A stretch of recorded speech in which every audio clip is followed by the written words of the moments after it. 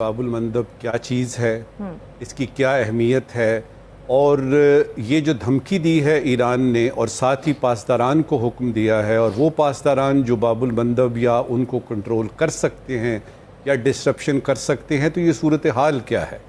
सबसे पहले समझते हैं कि ये चीज़ क्या है। बाबुल मंदब जो है अरबी में, इसको आप यूँ इसका तर्जुमा करें तो ये बनता है द गेट ऑफ टीयर्स, यानी दरवाज़ा गिरिया जो है इसका नाम है। और ये इसलिए कहा गया इसको कि बरस हा बरस से ये वाली जगह है जिसको बाबुल मंदब कहते हैं, रास्ते पथरीले हैं पानी के नीचे, कोरल रीफ्स हैं, बहुत सारे जो है वो हशरातुल अर्ज हैं जो कि गुजरने वालों को प्रॉब्लम देते रहे बरस हा बरस से, दिहाइयों से, और उनके आंसू निकल आते थे।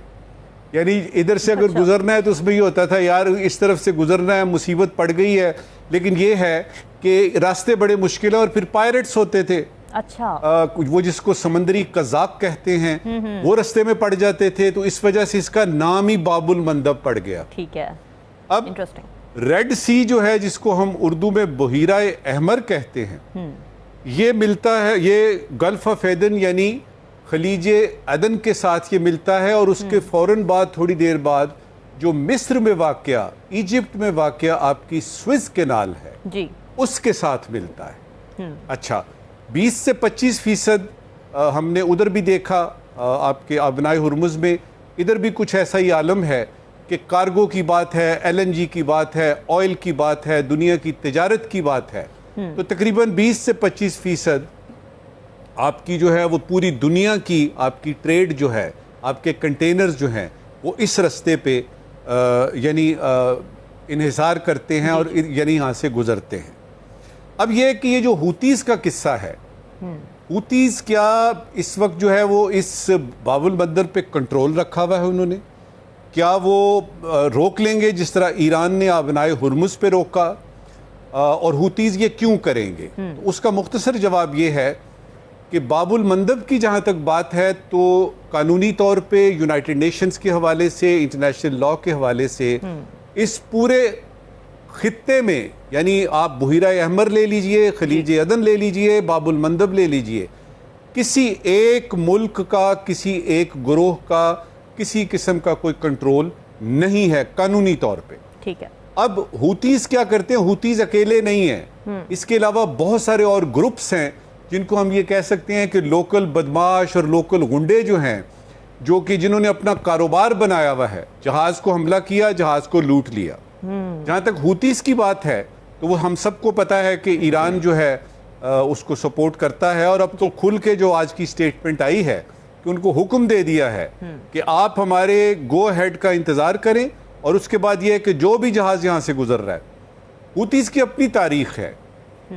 उन्होंने अब तक कम से कम जो रिपोर्टेड हैं वाक़यात, उसमें ये है कि 100 से ज़्यादा वो मिसाइल्स और ड्रोन से हमला कर चुके हैं, और कम से कम 2 बहरी जहाज़ जो है वो डुबो चुके हैं। इसका मतलब ये है कि वो कंट्रोल तो नहीं कर रहे उस इलाके को, लेकिन तकलीफ पहुंचा सकते हैं, डिसरप्ट यानी कर सकते हैं, यानी ट्रेड जो हो रही है।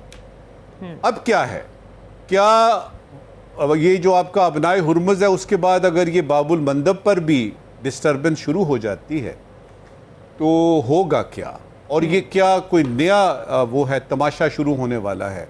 तो समझ में यही आई बात कि दुनिया भर की जो तिजारत है ज़्यादातर चूँकि वो पानियों से होती है, तो इस जंग ने, ईरान जंग ने एक नए हथियार को जन्म दिया कि पानी तो वैसे ही यानी बरस हा बरस से, सदियों से सबसे इंपॉर्टेंट चीज़ थी। लोग कहते ये थे कि जहाँ पे पानी है वहाँ पे ज़िंदगी है, तो पानियों को रोक के हथियार के तौर पे इस्तेमाल करना, ये इस जंग ने हमें एक तोहफा दिया है। और ऐन मुमकिन है कि अगर ये शिद्दत बढ़ती है आपकी जंग की, और उसमें अमेरिका इसी तरह से हमले जारी रखता है, और ईरान का जो एनर्जी इंफ्रास्ट्रक्चर है उसके पास कोई, अगर वो यानी उसके एनर्जी इंफ्रास्ट्रक्चर को नुकसान पहुंचता है या उसको ख़तरा है, तो वो तो हर जो है हरबा इस्तेमाल करेगा।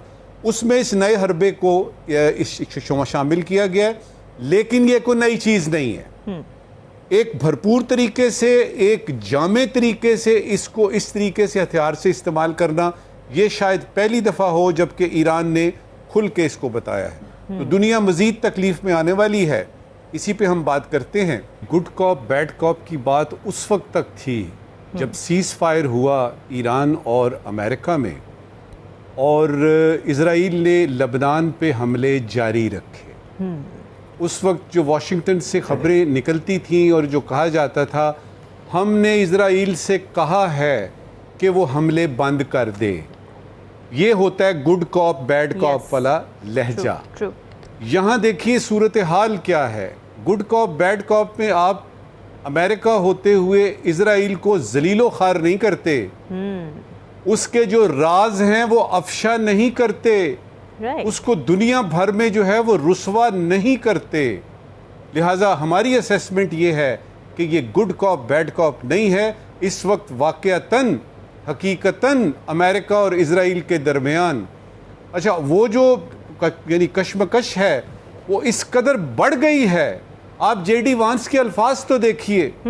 آپ دیکھیے کہ اس نے پچھلی 2-3 جو تقریریں کی ہیں ان میں وہ لہجہ دیکھیے اس کا اور اس کی قسم پرسی دیکھیے اور اس کو دیکھیے کہ وہ کس طریقے سے.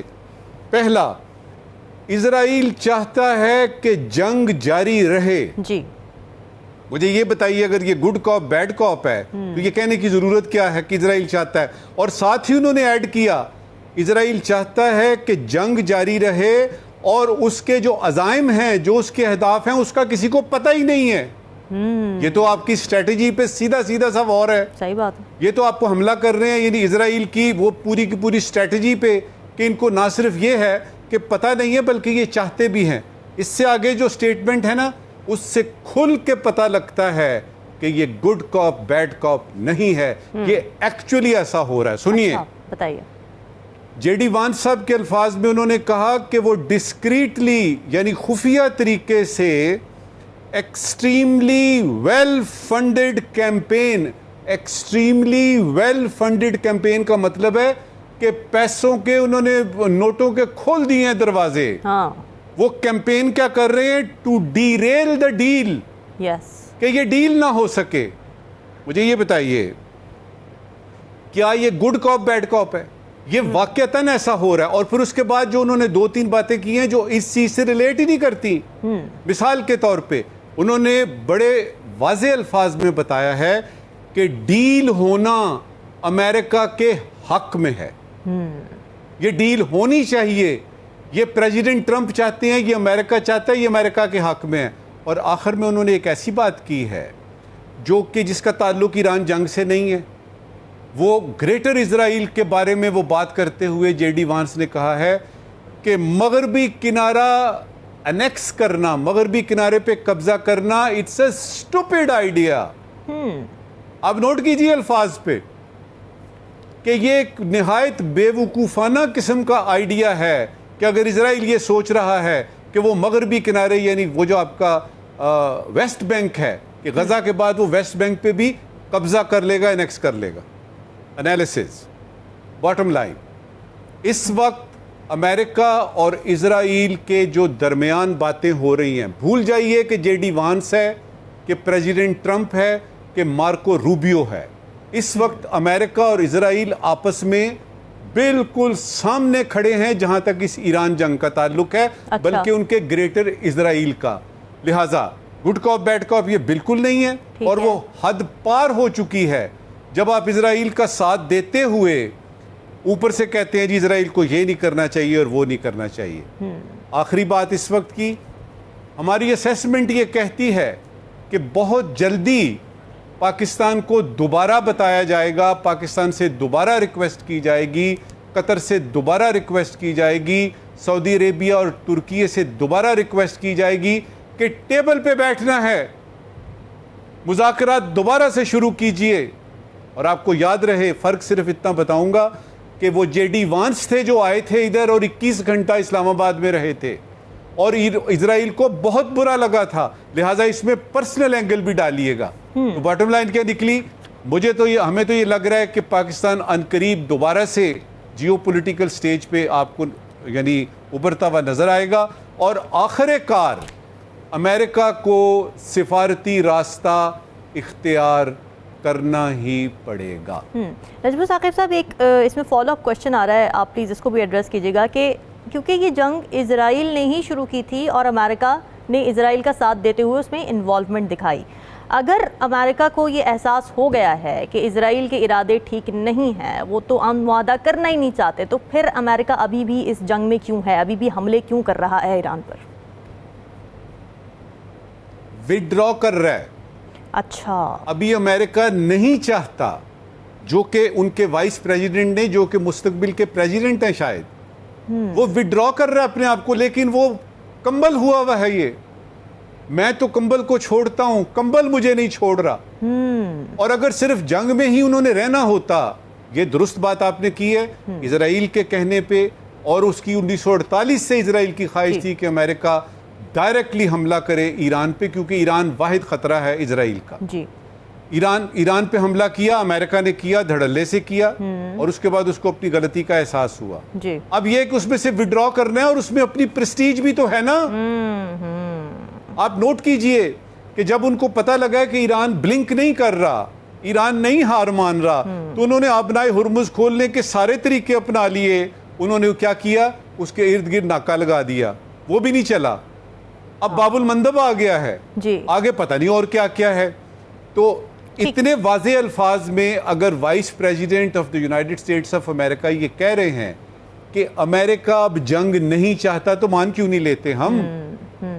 اور جب وہ اسرائیل کو مورد الزام ٹھہرا رہا ہے امریکہ, تو ہم مان کیوں نہیں لیتے؟ بٹ وہ پیرالل ہم آنے والے دنوں میں ہم دیکھیں گے کہ کوئی راستہ امریکہ نکالے گا, اور اس میں مجھے جو سب سے اچھا راستہ نظر آ رہا ہے وہ یہی ہے, سفارتکاری کی طرف آئیے. آپ کو فیس سیونگ پاکستان نے پہلے بھی دی تھی, ابھی بھی دیں گے. بالکل ایسے, بالکل ایسے. جی میر صاحب, آپ کچھ ایڈ کرنا چاہ رہے تھے, پھر میں ہلالی صاحب کی طرف جاؤں گی. دیکھیں بات یہاں یہ, میں بھی یہ کہہ رہا ہوں کہ بھائی ایک ڈپلومیسی ہونی چاہیے, لیکن امریکہ ڈبل گیم کر رہا ہے. ایک طرف سے پش کر رہا ہے, دوسری طرف سے کہہ رہا ہے کہ بھائی یہ کرو. The question arises, کیا ہم اسی کیٹ اینڈ ماؤس گیم کے اندر ہی کھیلتے رہیں؟ کیا یہی ہمارے پاس آپشن ہے؟ This is not the option. The option is if America